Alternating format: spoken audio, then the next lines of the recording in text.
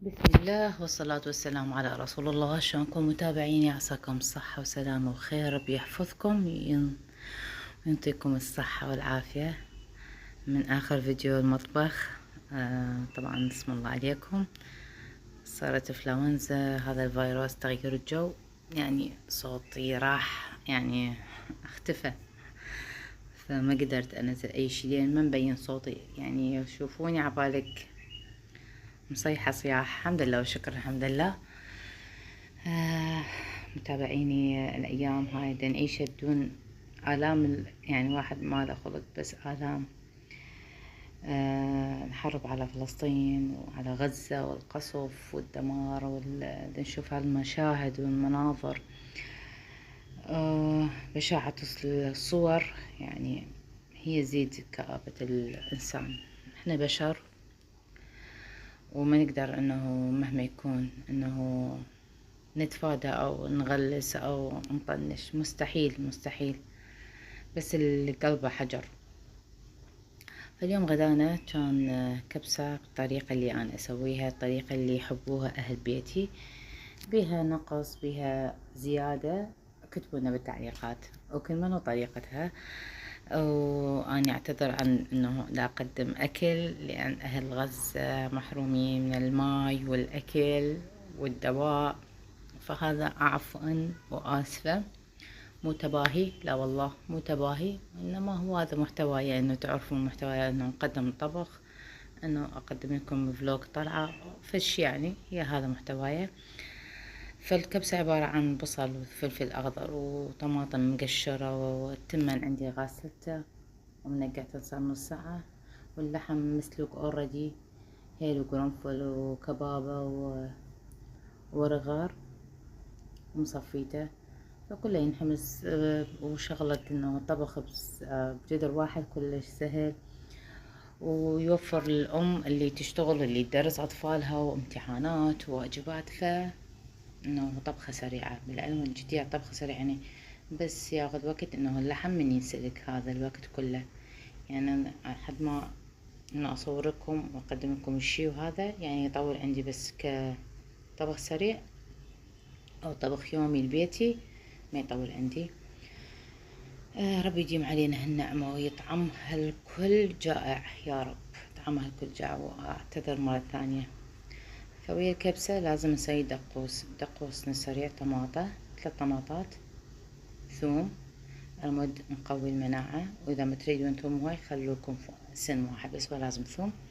والفلفل الأخضر حار هم يقوي المناعة، أجيبه فريش وأثرمه بالمحضرة وأخليه بالمجمدة، ينطيني نفس الطعم الفريش جديات.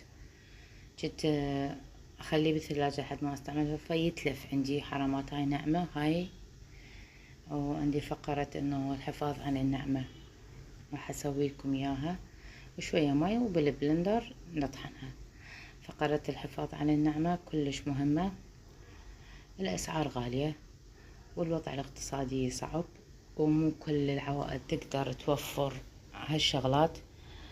فذاك يوم قدمت لكم الهمبرجر، هذا اعتبره مو اقتصادي جديات، للأمانة مو اقتصادي، لأن ما خليت بيه غير بس التوست واللحم والبهارات. بس عالجايات إن شاء الله راح أقدم لكم طريقة الهمبرجر بطريقة اقتصادية، يعني من نص كيلو ايش قد نسوي كمية وايش قد نوفر، ما بيها اشي. هي مو انه مسألة بخل او اي هالسوالف الناس اللي تدخل وتحكي. وشي ثاني اشكركم جزيل الشكر كل اللي دخلوا للقناة والفيديو الاخير، اللي اسعدتموني باللايكات وبالتعليقات الحلوة وبالكلام الحلو وبالاقتراحات الاروع، والمشتركين والاخوان والاخوات الجدد. انا ما اعتبركم والله مشتركين، اعتبركم خواتي واخواني، عائلتي الثانية. يعني كلش كلش اسعدتموني، ما تصورون ايش قد فرحانة بيكم وباقتراحاتكم اللي راح اخذ بيها. اكو بعض التعليقات يعني ما اقولها سلبية، انما يعني نقول جبر خواطر حلوة. يعني اذا انه نزروق الكلام بطريقة حلوة، يعني اكو هواي مفردات تعبير انه وايد بيه مفردات نغير معنى ومغزى من نريد نوصل فكرة الى واحد. اكو مرات تخون التعابير، انا وحدة من الناس مرات من تخوني التعابير، فمن ارجع بروح اقول ليش ما قلت هاي الكلمة بدال هاي الكلمة. والحمد لله والشكر، بس كلش اسعدتموني، ربي يسعدكم دنيا واخرة ويجبر بخاطركم وتشجيعكم الحلو. بس على حظكم انه اني ورا الفيديو بسم الله عليكم شوية انتكست مرضت، صار الدقوس صارت الكبسة. وهذا غدانا خير ونعمة وبركة من رب العالمين. اني بالممارسة بالطبخ فيصير عندي ممارسة انه بدون ما يقولوا لي شقد خلي مي، ما ادري يعني حسب التمن، حسب اني التمن انتي شقد لحمايها قد ما مسوية شكت بالشطل. اني بالعلم ما انفش التمن بالشفشير انه بهاي. ربي يديم علينا هالنعمة ويحفظها من الزوال، يطعمها كل مشتهي ومتباهي مرة ثانية. وآسفة عن المنظر بس هذا محتواي، والله مو تباهي، وأرجو أنه أكل بس هذا تقبلون كلامي. آسفة مرة ثانية.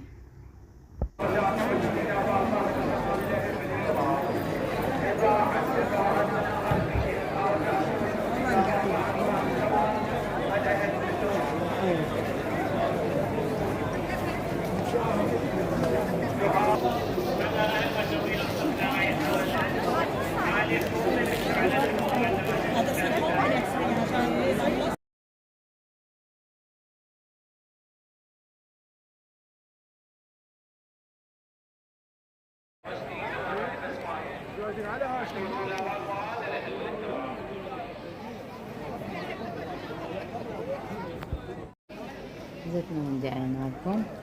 أتمنى أنه العتبة الفاطمية المقدس أنه المشرفة والمقدسة أنه يسمعون من داخل الموبايلات. والله يعني حال نجف الأشرف وكربلاء المقدسة، أتمنى أنه هذا صوتي يوصل لهم، أنه يقدرون يخلونا نخلي الموبايلات، لأن أنا خلصت زيارة نزلنا من دعيناكم وصلاة وكملت وطلعت على مود انتظر مرتضى فهم لا فرايحين فاتحين بازار جوا بالصحن من برا الإمام بالصحن الخارجي ورايحين متفرجين، وخليت منتظرة هواية. فأني واقفة صار عندي وياي موقف، واقفة خالة جنطة برا يعني برا العباية لازمتها، فإجاني شخص، فهذا الشخص إجاني يعني هو من ذوي الهمم، كان يقول لي بعدين افتهمت من كلامه لحد ما دققت، قال لي ضميها راح يعني عفوا راح يبوقوج. فأني يعني من النوع أني مو أنه أشمئز وهذا لا، فعادية قلت له إي ما يخالف شكرا إي ما يخالف. فواقفة يم كشك كان يقول يجوز هاي علامة انه تحذير من رب العالمين انه احد راد يسرقك او هذا. قلت لا، قلت له ايه شكو بيها. فالمرة تقول اخذوا حكمكم من افواه المجانين. ف يعني شلون اقول لك، اقول لكم ضوجتني هاي الكلمة مجانين. ليش نعتي بالمجنون؟ هو مو مجنون، قلنا ما والله سوي وكلامه، بس انه يمكن عنده خلل بالنخاع الشوكي، هذول اللي يكونوا متوازنين بمشيتهم او كلامهم. بس هو شخص مرتب ومهذب. من ضمية الجنطة يعني مأمن، يعني مأمن انه اذا ضميت الجنطة جوا العباية كان يعفني واروح. قلت يا سبحان الله، الحمد لله والشكر. فخلصنا من الزيارة، جيت على حسن ماركت بالشارجية باليمين العطيفية. كانت النية انه اخذ طبقة بيض واطلع بس البيت والله يحتاج، واعتذر انه يعني ما ادري شلون هي صادفت ما بين الطبخ وما بين المسواك، بس تعرفون يعني هذا روتيني وهذا محتوايا. بس لفت انتباهي الدهن حر كربلاء، ريحته تخبل يعني بالعلم العلبة مسدودة بس ريحته كلش طيبة. وعندي بالبيت قلت ان شاء الله على راس الشهر اذا الله رزقنا اجيب لي علبة أخذ له برود شغلات حبشكلات مال المدرسة وبسكوت الشمال جيله طيبين. هذا كان يومي وروتيني تقريبا، يعني ما نقول روتين انه يومي قضيته، لا مو روتين. أتمنى لكم صحة وسلامة، ربي يسعدكم ويحفظكم، ولا تنسون الدعاء والابتهال إلى الله تعالى لإخواننا في غزة. هاي الفواكه الاستوائية ما شاء الله يوفرون يريحون أم البيت بطريقة غير طبيعية. مع ألف سلامة يا أحلى الناس.